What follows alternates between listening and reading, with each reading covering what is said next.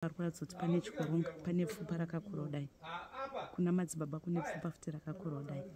Apawo pane pfupa rikuratidza kuti rinofanira riri gombo. Poita chimwe chidimbu chirikuratidza kuti pamwe ndechepapi, ipati apa kana kuti ipati apa. Njano nongeka sirauzo nongi nasiri. Apano vanhu veforensic vanokwanisa kuzozviidentify.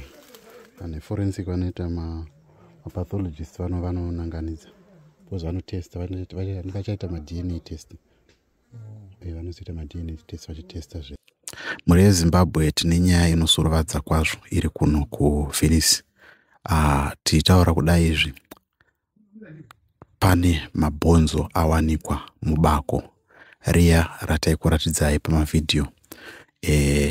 Mabhonzo aya ari kunzi ndeaLangton Junior. Tamirira vanhu veforensic kana kuti mapurisa kuti vauye vazotitsanangurira kuti ndizvo here. I think pachaitwa madNA test anozoita kuti zvinhu izvozvo zviitike. Saka ndichitaura kudai zvitamirira mapurisa kuti auye. Asi vana mheta nemachembere anga achibata dare iri varimo mugomo muno kutaura kwandiri kuita zvinezvi.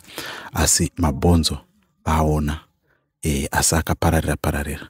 Saka dare iri richiri kuenda mberi. Saka rambai muinesu pano paJCTV Africa nepaYouTube. Patichakuposterai zvese process yese yaitika kuti tafamba sei kuti tizosvika pano uyezve zvava ipapi. Saka tiri kuti kwamuri muri yeZimbabwe, rambai muchiteera, share, like and subscribe kuitira kuti vanhu vazive zviri kuitika uyezve kuti nyaya iyi ibatsiridze vanhu vemuno munzvimbo yemuVenice, uyezve nevanhu vese vari kusanganwa neushinwa uri kuitika kuno kunzvimbo yekuVenice. Tichazokupai mainterview uyezve nehurukuro dzachaita nevanhu vese vanga vachibata basa iri munguva pfupi inoteera. Rambai muinesu. Asi kunokwira kwatatoite koko ndanjinonzi saka patazongosvika nchizochitika ndokandaringana nemabhonzo wayo ndokandachirangana kuti aiwa muchemberi kupedza ndakarota zvikuru nechimiro chekuti ndiyo nzvimbo yandakarota munhu achichitika boy mukati. Ndochikamu chirimo mukati maita basa muchemberi. Ndokuti tiri pamwe chete. Mukona ndiko kufonyerai zvozonyanzoita zvezvai. Handika zvakawanda zvimwe zvakawanda ndozviziva kuti ndozvitaura. Ini tofone kwana mama ndani story ipo mama wakati kwazi vanhu ngavayo gomo ndikatobva ndabva ndikabva ndauya.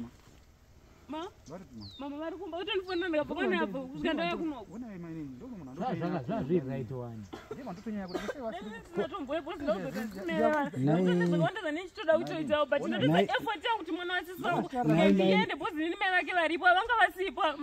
Umesai panzvimbo dzenyu. Umesai panzvimbo dzenyu dzinoera.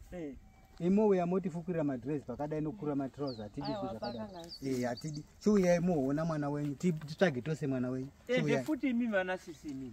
Toda kuti vana adzidzisa. Mwana uyu kana muina mudzidzei uno. Achaona kudzibadza vanhu.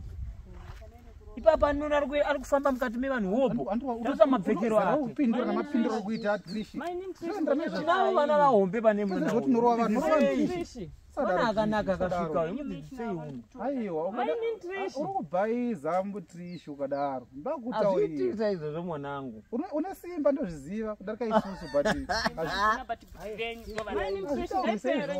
vakuru vanhu ndotezvara vako. Dai kunofambira chatambudza nechanetsa pasi pezuva. Ndinoziva muvengi tenzi aripo pakurwisa kuti asaonekwe tenzi. Asi ndakumbira imi tenzi kumazuva angu panyika. Ndakumbira mbiri yedenga yejawe tamureta piyo andiriya soja nasiyo. Jeremiah 1:3.